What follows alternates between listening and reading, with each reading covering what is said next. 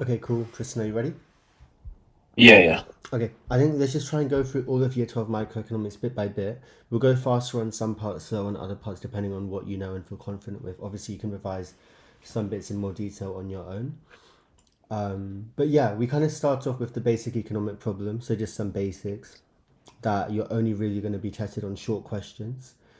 We need to know demand and supply, the price mechanism, consumer producer surplus, inside out, really, really important topic. We can speed through elasticities and then you can revise that on your own because once you understand it, it's just memory work. And then we'll spend a lot of time on market failure and government intervention. Okay. So, basic economic problem. I'm mostly going to go through the keywords and quickly the diagrams, and then obviously revise practice on your own as well. So, the main keywords here are what is the basic economic problem, positive and normative statements,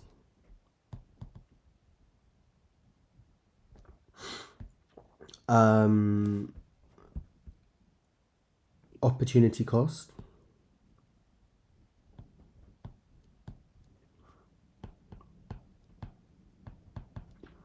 and finally PPFs. Okay. Do you remember off the top of your head what the basic economic problem is? Scarce amount of resources, like finite resources, infinite wants. Good.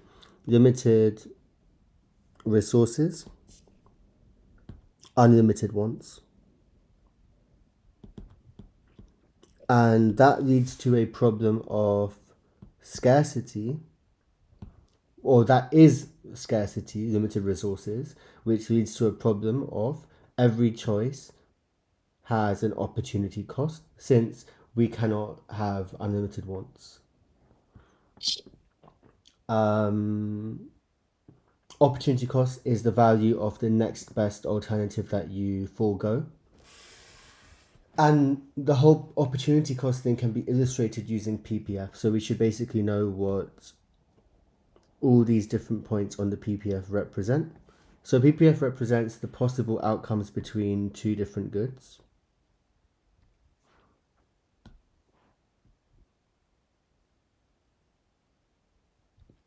So we have good A and good B. You might see this with capital goods and consumer goods or goods and services.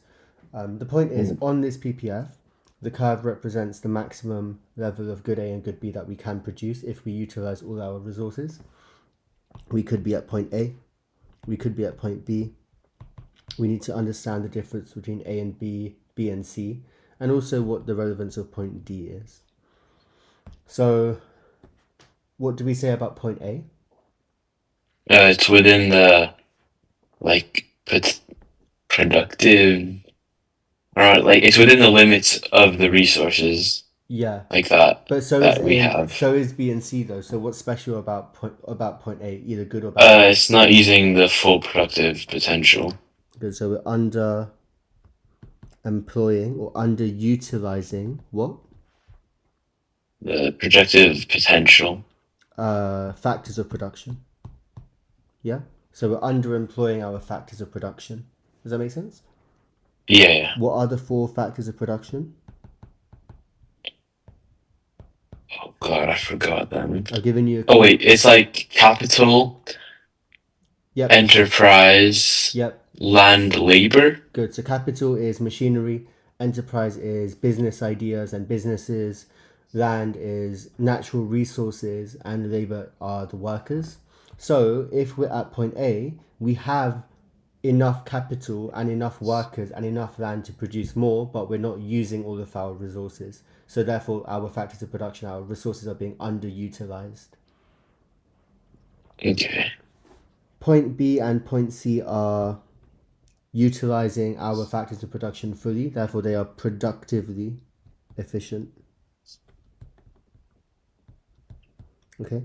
So just to recap, why are B and C both productively efficient? Because they're utilizing all resources, Good. all factors of production. The only thing you should know for B and C might be needed as an eval or just as a quick one. B and C are not necessarily both allocatively efficient. Okay, so if I change good A to cigarettes, and if I change good B to phones, smartphones, then C would be more allocatively efficient than B. Do you agree? Yeah. Because allocative efficiency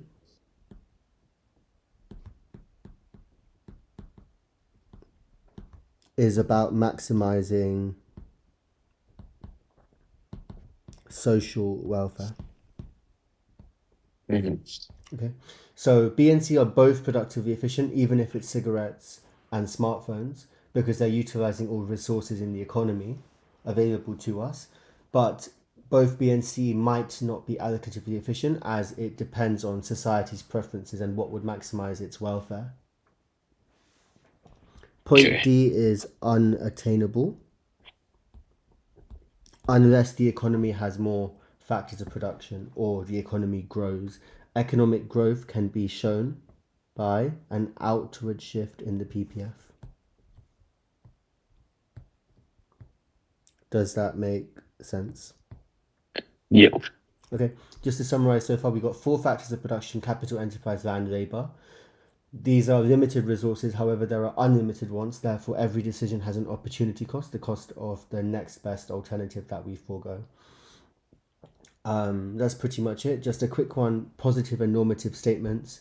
You're only really going to get a short question on them, but positive statements are statements that can be tested. Normative statements cannot be tested.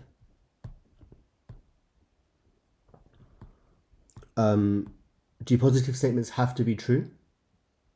No. No, cool. So if I say Arsenal are a good team, that's a normative statement. Even if I say Arsenal are a bad team, it's still a normative statement. If I say Arsenal will get relegated, that's a positive statement because at the end of the season you'll find out if they get relegated or not. So it can be tested, even if it's false. Okay. Cool. Demand and supply. So in a free market, we have a downward sloping demand curve always and an upward sloping supply curve. Our micro diagrams always have price and quantity. Why is supply upward sloping? Because the higher the price, the more incentivized suppliers are to produce the product. Good, due to the, as you said, incentive was the correct word. They're incentivized by higher profits. Okay. P1, Q1 is the equilibrium. Equilibrium is where demand equals supply. So the equilibrium price, or equilibrium is the price and quantity where demand equals supply. Therefore, if something happens in a market, a change in demand or a change in supply, it causes A disequilibrium. initially a disequilibrium and excess demand. Okay, so this area is the excess demand.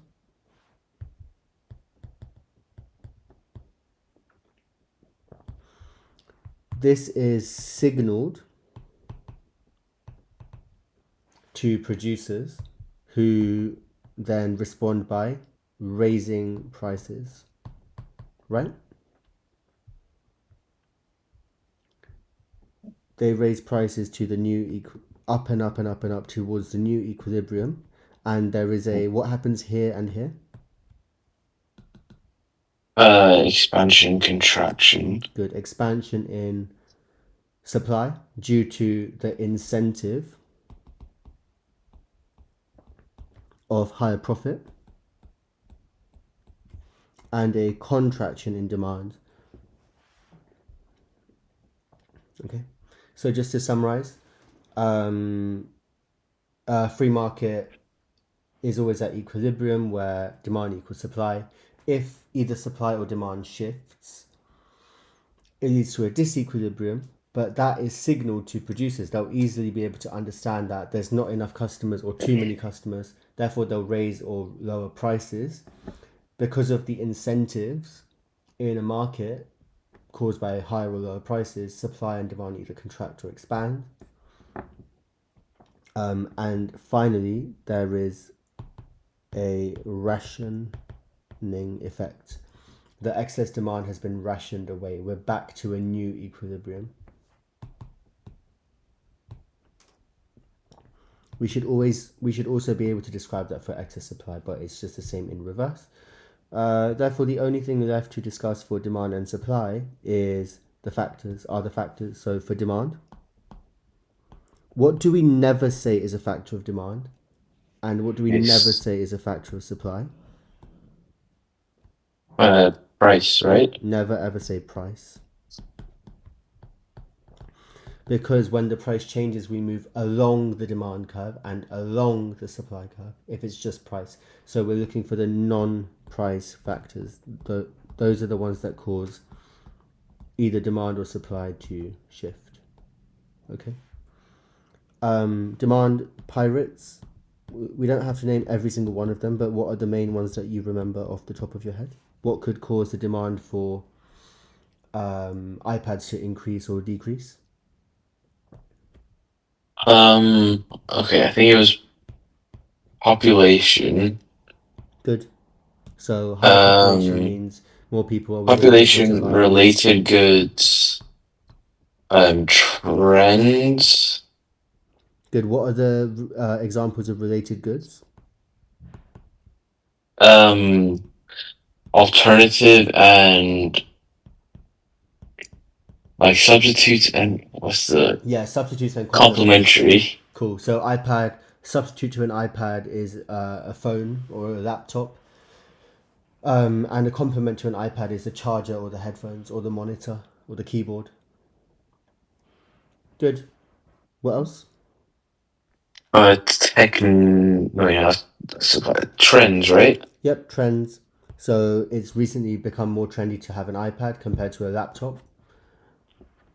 Incomes is another one. If incomes increase, more people are willing and able to buy an iPad. I definitely make sure you know the definitions of demand and supply. It's the number of goods and services. Number of goods and services people are willing and able to buy at each given price. Okay? Does that make sense? Yeah. And what's the definition of supply? The number of goods and services suppliers are willing and able to produce at each given price point. Well done. Very good. A couple of other ones quickly. Advertising and seasons. I don't really care about the E, but it's expectations. Supply, you already said technology. So if firms have access to better technology, they're able to increase supply as it's easier to make a good or service, or it might be cheaper to make a good or service, or it increases productivity. That leads to the P and the C. Productivity and costs of production. These are simple things that make supply easier or harder to produce. We also have the weather, and we also have the number of firms in the market. And finally, we have two that we're going to look at because they're specific to government intervention. The government can manually interfere in a market and cause supply to either increase or decrease. So what are those last two things that the government can do to control supply? Subsidy and indirect tax. Subsidies and indirect taxes. Okay, good. Any questions about demand and supply? No. Perfect. Elasticities. We've got to learn PED.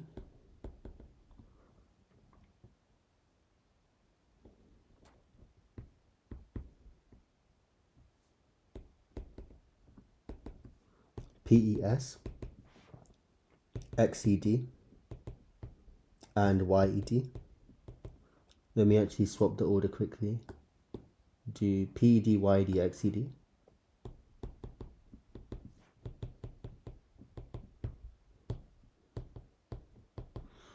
The equation is always the percentage change in the third letter divided by the percentage change in the first letter. So what's the equation for PED? Percentage change in demand over percentage change in price. Good. What's the equation for YED? Percentage change in demand, percentage change in income. Good.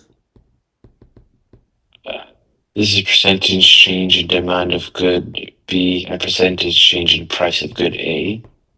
Good. And I did And the opposite, but it's the then, same idea. Yeah, good. yeah, And the last one? a percentage change in demand versus percentage change in supply. Wait, yeah, supply and overprice. Yep. Third letter over the first letter. The only one that's different is XCD because it's like the same as PD, but it's two different goods, not the same good. Yeah. Cool. When you're asked to define it, you can give the definition, just word it out properly. But if you wanted to say it in words, just change, instead of saying percentage change in, just say the responsiveness of one thing in relation to a change in the other thing. Okay. Perfect. We do need to know the factors and also the numerical values and a couple of bits about PD. So let's yeah, let's just look at the numerical values quickly.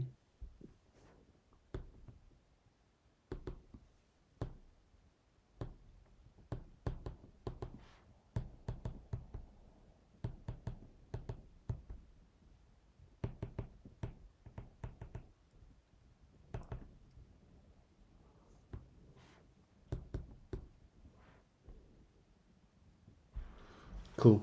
So if something's PED is 1 or minus 1, it's called unit elastic, right? Yep. Which one's which now for 0 and infinity? Which one's perfectly elastic? Which one's perfectly inelastic? Remember, elasticity is about responsiveness. Zero's inelastic, infinity's elastic. Good. 0 is perfectly inelastic. And infinity is perfectly elastic. And then what's 0 to 1? Inelastic. Good. Relatively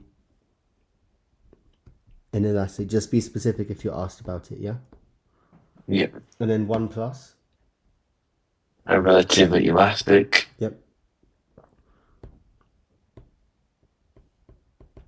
This also includes if it's like bigger than minus 1 in a negative sense, and it also includes 0 to minus 1. Right, does that make sense? Yeah. So this also includes 0 to minus 1. This also is like smaller than minus 1 as well. Okay, but I'm not going to put that to, it's going to confuse us. Okay, factors of each. We'll get the easy ones out of the way. YED is just if it's a luxury good, or what else? What's it? Inferior good. Good. And what else? I thought normal goods don't matter. Like you buy if even if you have high income or low income. No, we should still be able to identify the YED. So normal goods Oh, have okay. a YED 0 to 1. Inferior goods have a negative YED, yeah? Yep. And luxury goods have a YED that's more than 1. Okay? Okay. Cool. XCD, the three types are complementary goods, unrelated goods, and substitute goods. So what's the XCD for unrelated goods? Um, Well, that's wouldn't what it just be, yeah, wouldn't it just be like inelastic, like it, slightly inelastic or it will slightly be 0. elastic? It will be perfectly well. It will just be. We don't really need to say whether it's. To be fair, we just have to say it's 0 or know that it's 0. It just means Okay. that when the price of chocolate increases, the demand for a calculator, what's going to happen to that? Nothing. Exactly. So it's going to be zero, right? It's inelastic. But main thing is it's zero because if the price of chocolate, what does that have to do with the demand for a calculator? Absolutely nothing, right? Yeah, yeah. Cool. Complementary goods. So if the demand for iPads increase, assuming that keyboards, like the special iPad keyboards, what's going to happen to the demand for iPad keyboards if the price of iPad increases? Decrease. Good. So negative always. Take your time on these. So iPad, price of iPad up, demand for iPad contracts, right? Yep. So then demand for keyboards will actually decrease. Does that make sense? Yeah, yeah. And then obviously substitutes is positive, but you can work it out with the same logic. Um, PED, we normally learn sandpit, but we probably don't need to know every single one. We've got A for addictiveness, N for necessity, S for a lack of substitutes, or if there are a lot of substitutes. And the PI is proportion of income that needs to be spent to attain the good or service. Does that make sense? Yeah, yeah. So Freddo bars increased in price, um, but there's still a low proportion of income. So the demand will remain the same. But like Coke cans and Fanta and stuff, even if there's a sugar tax, the demand will still remain high because it's gone up by 50p to 60p, 20%, but that's only a small percentage of people's incomes. Okay. Yeah. So addictiveness, necessities, if it's got substitutes or not, and proportion of income. And then PES, mostly about houses, but can be about other stuff. It might compare houses in two different cities, so London versus like a city with a lot of space. So spare capacity, barriers to entry in the market, and also like the level of stock if it's about a shop. But yeah, spare capacity being the main one. And again, with that, think about the factors of production. Is there spare machinery? Is there spare land? Is there spare workers who can do that job needed to make that good or service? And what are barriers to entry? Like, if you think about factors of production, it just makes PES a lot easier. Okay, any questions on elasticities? Just the graphs a little bit. They're all, well, we don't really need to know the graphs for YED and XED. Okay. We need to know them for PED and PES. So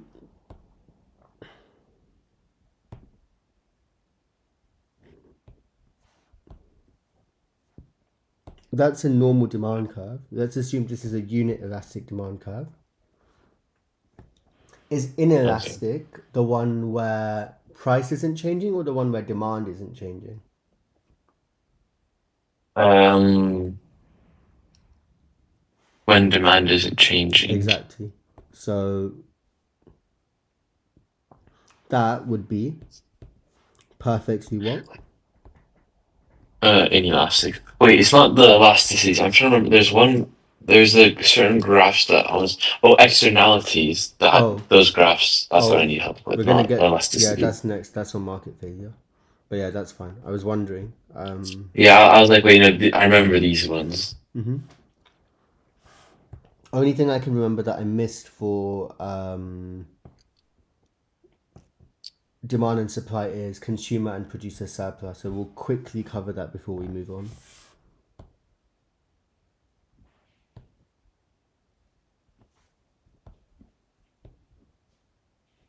Or to be fair, I think I had. Okay, yeah, fine. So if I was to do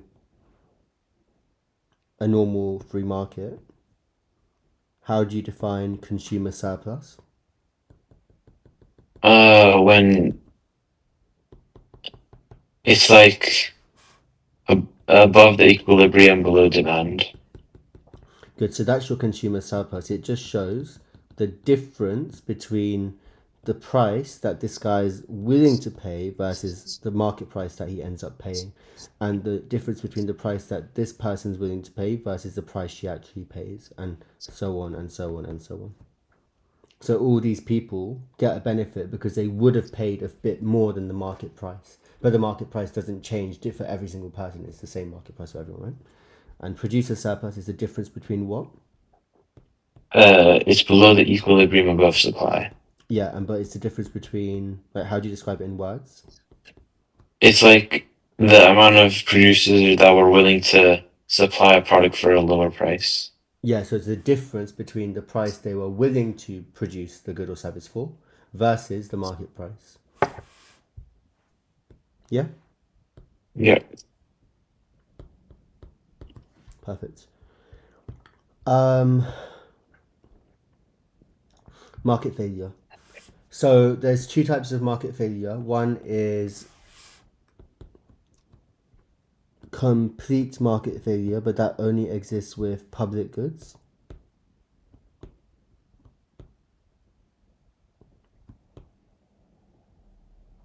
And then the more interesting example is partial market failure, which is externalities.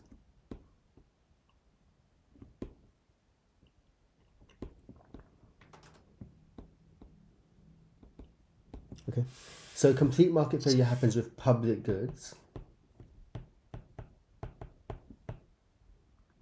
What is a public good? Um, like a good or service like provided by the government. No, it's, well, yes, they have to be provided by the government because, but we're going to get to that. The definition is that they are non, what? Or do you not remember? Uh, I don't Okay, remember. non-excludable and non-rival. Have you heard of that? Mm, yeah, I remember now, but only a little bit. Okay, so non-excludable is when you can't prevent. Well, first of all, let's come up with an example, and then I can help you relate to it. I remember. Wait, I remember like non-excludable because like a public park, but I remember non-rivalry. But there was like an issue with that because like public Wi-Fi and Well, something yeah. like So that. let's start with an easy example where there's no. It's not possible to like contradict this theory because then obviously there's some quasi-public goods where it's possible to contradict it, like you were saying. But let's just say street lamps. Street lamps are non-excludable because it's impossible to prevent somebody using a street lamp. You can't say, hey, don't walk under the street lamp, or hey, close your curtains, you don't get access to the bright light, but other people do, right? Yeah, You can't gatekeep a street lamp from someone. Make sense? yeah, yeah. And then it's non-rival because if you stand under the street lamp, does the percentage of light that I get reduce, or do we both get the same light? Same amount. Cool. So non-rival means even if more people use the good or service, the benefit remains the same to everybody. Okay. Yep. Whereas if I bite into a chocolate bar, then the chocolate bar is ruined for you, right? Yeah. Cool. Because of these two characteristics, it means that people have no incentive to pay. Specifically because it's non-excludable, there's no reason for anybody to pay as long as one person's paid for it or provided it. Okay. Does that make sense? Yeah, yeah. And then that leads to the free rider problem.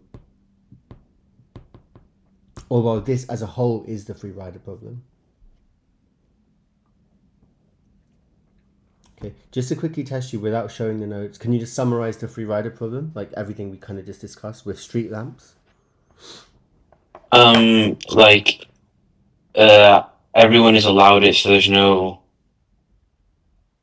like exclusivity to a certain good, and one person using it doesn't limit another person using it. Good. Like it's The not benefit doesn't limit the taking benefit. away. Yeah, it doesn't reduce the benefit for the next person. Good, and then because Yeah. of that, no one has a reason to. Uh, what was it? Pay for it Yeah, or no one pays for it, like so then there's yeah, no incentive for anyone to provide it in the private, in the free market. So the government have to provide it. Yeah, yeah. cool. Partial market failure is more interesting, and there's different solutions to it. So let's have a look. So partial market failure mostly in the form of externalities.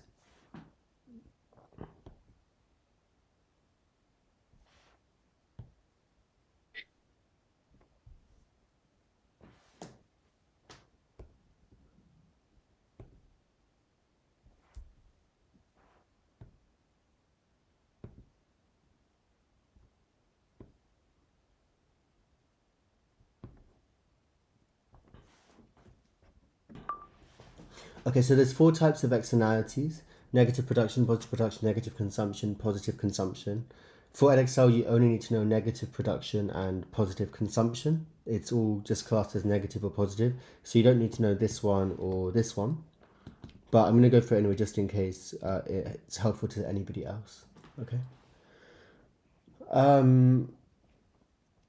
Now, let's just start with the definition of externalities. What exactly is an externality?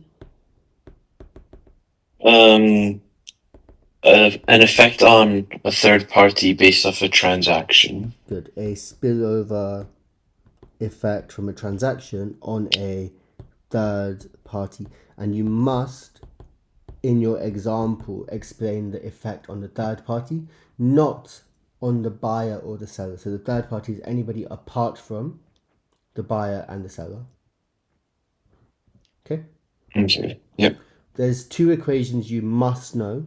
It's very simple. They're more like definitions, but it's social benefit equals private benefit plus the external benefit. And likewise, the social cost equals the what?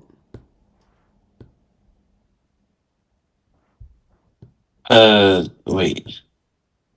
Social cost equals the private benefit. The private cost and external cost. Exactly. The idea is the private benefits are like for the direct consumer. The private cost is directly to the producer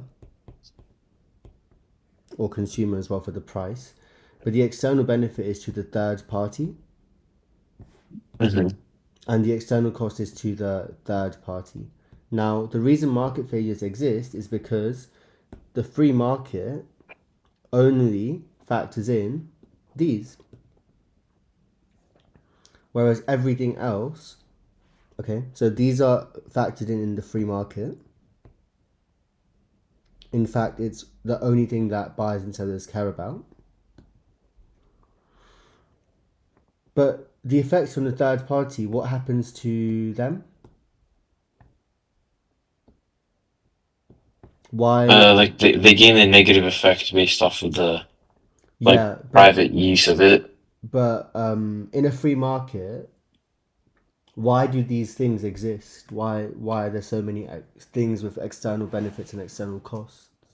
Because private, like in a free market, the sole purpose is for like profit, so they don't like care about the if it's like a demerit or merit good, and they ignore like the social cost. They ignore the external costs. Therefore, Yeah. there's a higher social benefit compared to private benefit or higher. But yeah, I think it's really, really, really important to know that word or remember to use that word as it just summarizes exactly what you're trying to say. In a free market, the buyer and the seller consider the private benefits and the private costs of buying and selling a good or service, but they ignore the external cost or the external benefit of buying or selling a good or service. That's why market failure exists. Okay. So the diagrams show exactly what we've just discussed in the equation. So we've got your negative, well, for a person consuming a good or service, there's always a downward sloping marginal private benefit curve. Do you agree? Yeah. So when you buy a magazine, your first magazine might be very interesting, but you're not going to read 100 magazines. You're going to get bored of them, right? Yeah. And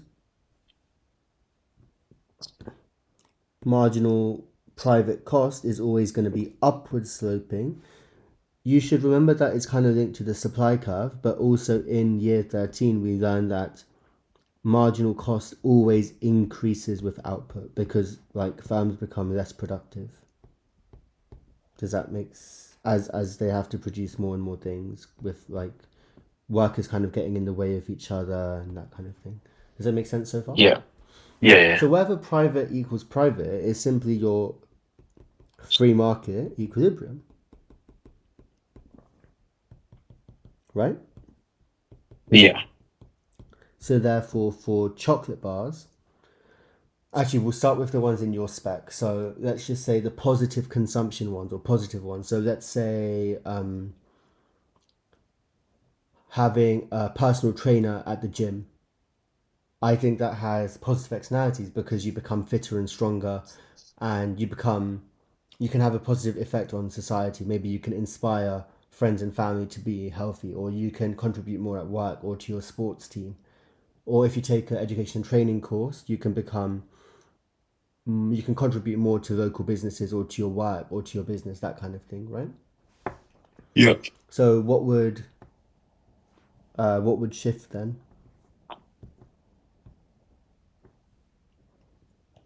in the positive consumption Um. externalities? What does social cost or social benefit look like?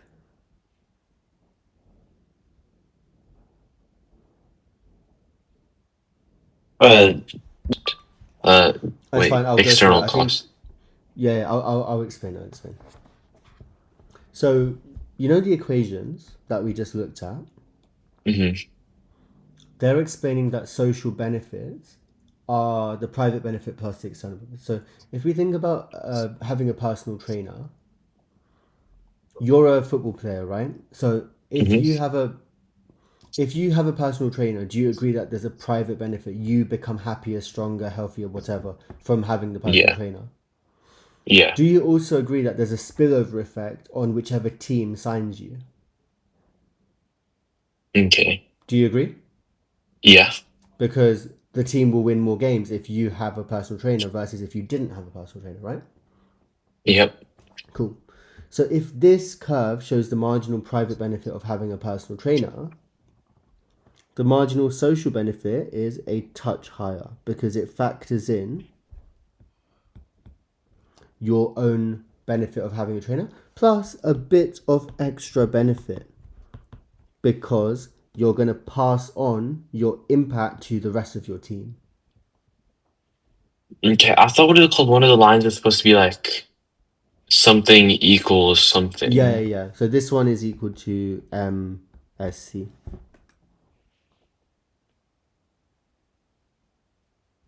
Okay. But I don't worry about that because we're going to do that last. Do you understand the blue bit that I did? Yeah. Yeah. Yeah. Okay. So then if I have this isn't in your spec, but it helps you to understand anyway. If you eat a chocolate bar, you enjoy the chocolate bar, right? Yep. Does that help your team to win more games or help your team not help your team to win more games? Not help them. So then the social benefit is a tiny bit less because there's going to be a decrease in the society's benefit due to the fact that you're hindering your team's performance. Yeah? Yep. So do we wish that less people had chocolate in society? Yes. Do we wish that more people hired a personal trainer? Yes, right? Yes. So we call Yep. that QS. Now, let's just talk about firms. So if firms are producing magazines and magazines they're cutting down trees, it costs firms to write and print a magazine, right? Yeah. Well, it costs society even more because we're cutting down trees and we're damaging wildlife. So look at how marginal social cost is. It's just a little bit higher. Why is it a bit higher? Because it's factoring in The cost of production, and the effect on society, like the external cost. yeah, exactly. It's factoring in the private costs, printing the paper, hiring the staff, and so on and so on. But also the cost on society. Does that make sense now? Do you actually understand that? Yeah, yeah, yeah. 100%? Yep. Cool. So we don't really need to know the third one, but it's just going to be a bit lower. You're never really going to get asked about positive production externalities, so I'm just going to leave it for now. Okay. Now, this is your QS. It will make sense because you'll know whether something ideally should be produced more or less in society. But you asked about shouldn't the something equal to something? Well, wherever there's no divergence, you just literally put MSB equals MPB. Okay. MPC equals MSC. MPC equals MSC. You will need to probably spend time just going over them. Make sure you can draw them on your own. But right now, do you have any questions about them? No. Okay. And finally, government intervention. So there's tons of these. So I would say you should know Oh, the we've not even finished government intervention. We've gone all the way up to uh, tradable pollution permits. that's fine. We'll speed through one or two of them, but we're gonna finish up anyway. We'll do it in full next time. Because what day is your test? Um, yeah, because it's all past paper questions, so I've just been doing that. Cool. So for all the government interventions, make sure you know the description, diagram, and evaluation, and then evaluation being the possible sources of government failure as well. Okay. What are the main ones? We've got indirect taxes, subsidies, maximum prices, minimum prices, pollution permits,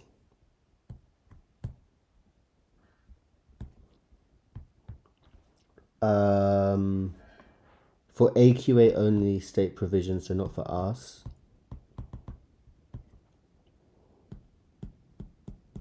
But also one more, just the it's not a government intervention, but it's linked to the topic. Make sure you know the arguments about leaving it to the free market or not. Like basically, don't Okay. intervene in some things. Okay. Mhm. Wait, I don't understand the difference between indirect and direct taxes. Yeah. So in theme one, it's only indirect taxes that we need to learn. Direct taxes Okay. are gonna come in year 13. They're like income taxes and corporation taxes, and um, the person you tax has to pay the tax without passing any Hmm. of it on. Whereas an indirect tax, you increase a firm's cost of production. So costs of production increase, okay? Hmm. And this causes supply to decrease or shift left, but that leads to a higher price. So firms might pay some of the costs that they owe the government, but they can also just charge higher prices, so it gets passed on to consumers. Okay. Yeah. We'll go through. If you try to revise as much of that as possible, we can go through it all next time. All right. Okay. Do you want to go through one or two now, or should we leave it for today? Could we do like subsidies? Yep. Well, we'll just do indirect taxes and subsidies then. and then we can stop. Okay. All right.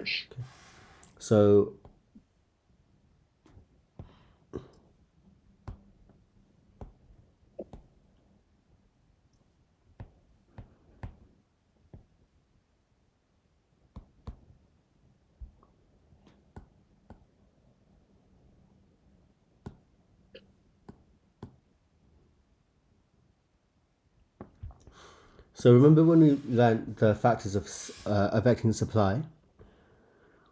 Mm-hmm. We said that they indirect taxes and subsidies both affect supply, right? Yeah. Cool. So a subsidy would cause supply to shift which way? Right. Cool.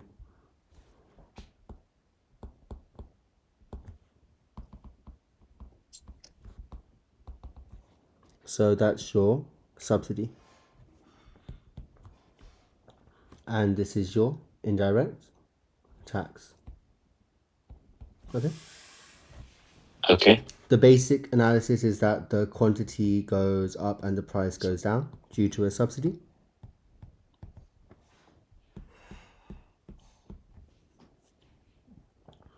The basic analysis for indirect tax is the price increases and the quantity decreases. Make sure you talk about costs of production, okay, for both of them, whether cost of production increase or decrease. All right. Cool.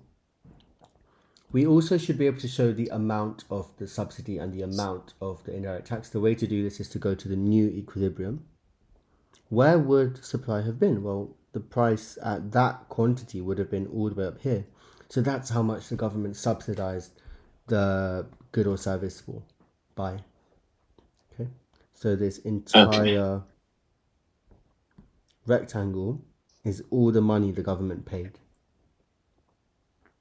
And the top one's like producer benefit, and then the lower one's consumer benefit, right? Yeah, because the consumer is getting a benefit of a lower price. So it's obviously the consumer benefit there.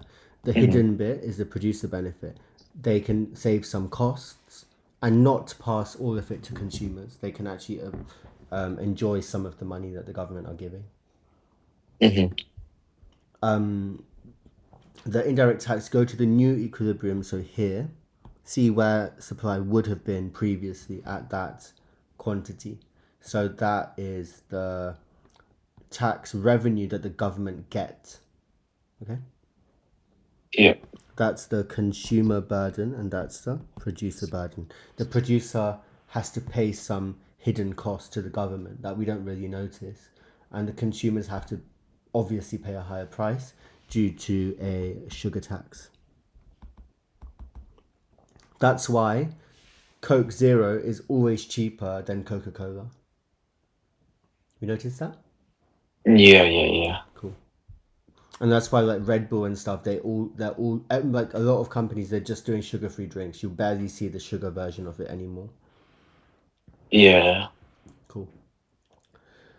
There's some more points, such as the welfare loss, but I would say Mhm. make sure you learn all of these in full detail when you're revising.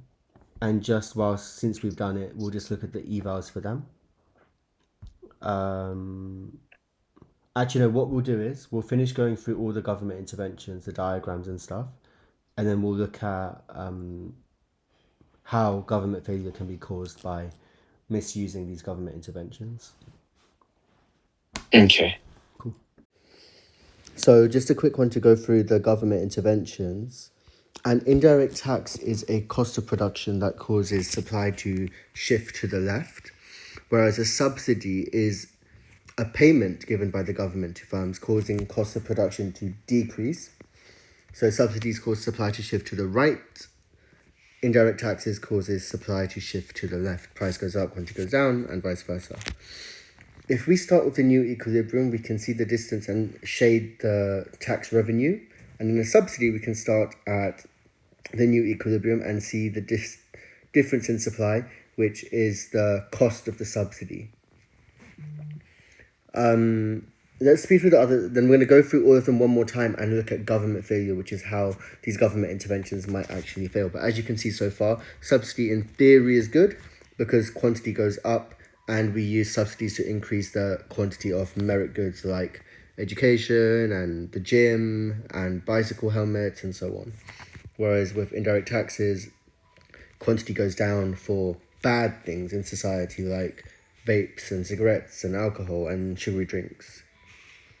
Maximum prices cause the price of a good or service to go down, possibly rent controls, making sure food is affordable. Minimum prices make the price of a good or service go up. So alcohol in Scotland has a minimum price. Now, with all of these forms of government intervention, there are also sources of government failure. So I'm just going to quickly jot down the 4 types. So you've got information gaps, excessive admin costs,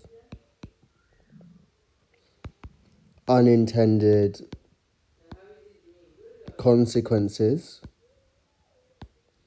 and market distortions. So I've got full notes for all of these, but we'll go through a couple of quick examples, and then there's also a couple of government interventions that's probably better to go through in full detail separately, like pollution permits and if you do AQA state provision. So with maximum prices and minimum prices, as you can see, there is excess demand and excess supply. These are examples of market distortions. If I put a minimum price on a good or service, there is an excess supply.